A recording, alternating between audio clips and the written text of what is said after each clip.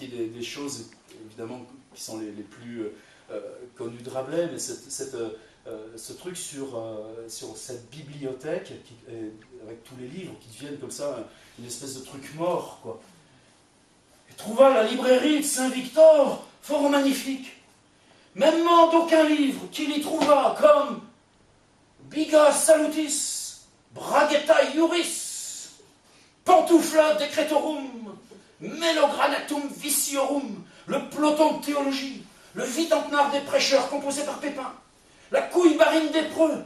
les hanban des évêques, Marmoritus des babouinis et singis cum commento d'orbelis, Decretum universitatis parisiensis super, Gorgiasite mulier culiarumat placitum.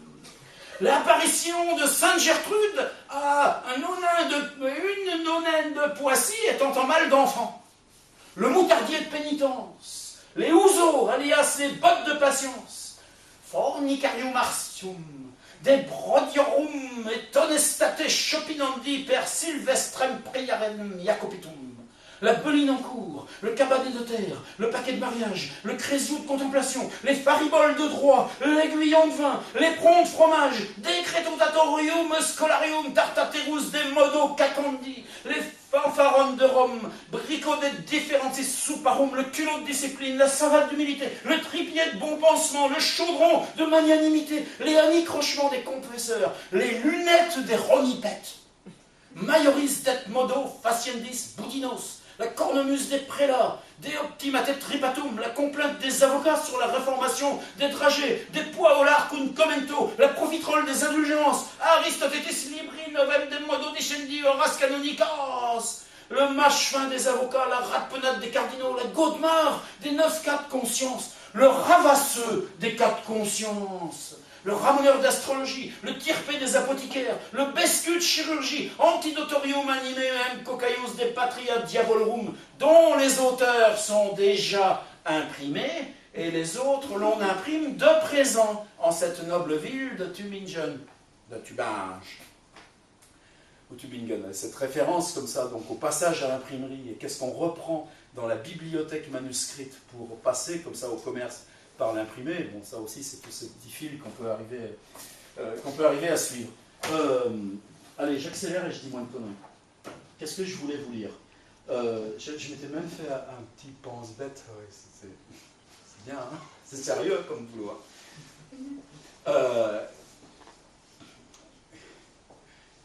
Pline et rhinocéros, c'est marqué, mais je ne vais peut-être pas vous embêter tout de suite avec Pline et rhinocéros. Qu'est-ce que je voulais vous lire? Je ne m'en souviens plus du tout. Donc il y a ce schéma, pareil dans le Pantagruel, vous savez, où donc, là c'est simple, il fait le tour de France, dans chaque université il apprend une discipline. Et puis avec ce truc complètement incroyable, que cette lettre comme ça du père, lui enjoignant ce qu'il doit faire et apprendre, il la reçoit une fois que les études sont finies, et en fait quand il n'y a pas Panurge qui arrive, et puis qu'effectivement il a appris ni l'italien, ni l'espagnol, ni le latin, ni le grec, etc., Rabelais donc lui-même prouve que son géant qui représente, selon tous les livres scolaires, la majesté de l'intelligence Renaissance, eh ben, c'est un brave mec qui a strictement rien compris, qui n'est même pas foutu de reconnaître 3 mots d'italien, alors qu'il est censé avoir appris toutes les langues. Et dans Gargantua, vous savez que la magie de ça, c'est aussi quelque chose d'apparent. Ça, par contre, c'est assez sérieux à raconter. Donc vous savez qu'il y a ce que je vous disais tout à l'heure, vous avez vu que les gouvernantes, les petits trucs comme ça, qui tripotent la caquette et tout, c'est magnifique, on fait rire tout le monde. Et puis après, comme ça, donc, il passe sa journée.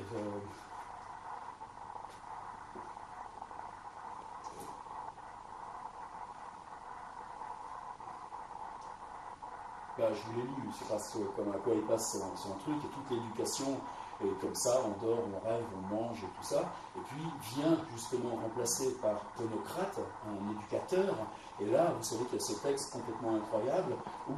du matin 5h jusqu'au soir 10h,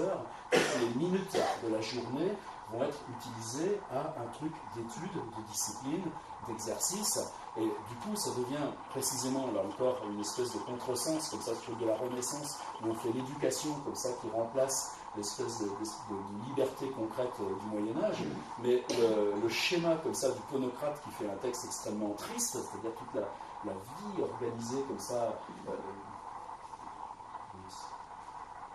S'il advenait que l'air fût pluvieux et intempère, tout le temps d'avant-dîner était employé comme de coutume, excepté qu'il faisait allumer un beau éclair-feu pour corriger l'intempérie de l'air. Mais après dîner, au lieu des exercitations, il demeurait en la maison et étudiait l'art de peinture et sculpture. On révoquait l'usage antique des jeux de table, ainsi qu'on a écrit Léonicus, comme y joue notre ami Lascaris. Et en y jouant, on recollait les paysages des auteurs anciens, en ce qui est fait mention, on prit quelques métaphores sur ce milieu. Ou aller voir les lapidaires, orfèvres et tailleurs de pierreries, ou les alchimistes et monnayeurs, ou les hautes lissiers, les tissotiers, les velotiers, les horlogers, les miraliers, imprimeurs, organistes, teinturiers, et autres telles sortes d'ouvriers. Et par tous, donnant le vin, apprenaient, considéraient l'industrie et invention des métiers, allaient ouïr les leçons publiques, les actes solennels, les répétitions, les déclamations, les plaidoiries des gentils avocats, les conscients des prêcheurs évangéliques, etc. Donc vous voyez qu'à la fois, on a un truc qui est complètement contradictoire. Tu peux entrer, mon fils? Non, c'est pas le mien, c'est le sien. Complètement contradictoire, parce que on a quelque chose qui est extrêmement beau, c'est-à-dire aller apprendre comme ça de toute cette liste de métiers, et puis en même temps, une espèce d'inventaire où évidemment, ça devient complètement stérile et il n'y a plus aucune possibilité au texte de retrouver sa propre folie. À la limite, c'est juste ce truc-là qu'il faut garder. Et ce schéma comme ça, d'une espèce de remplacement binaire, où finalement la partie folle de l'adolescence du Gargantua, livré à lui-même, fait un texte majusculeux, tandis que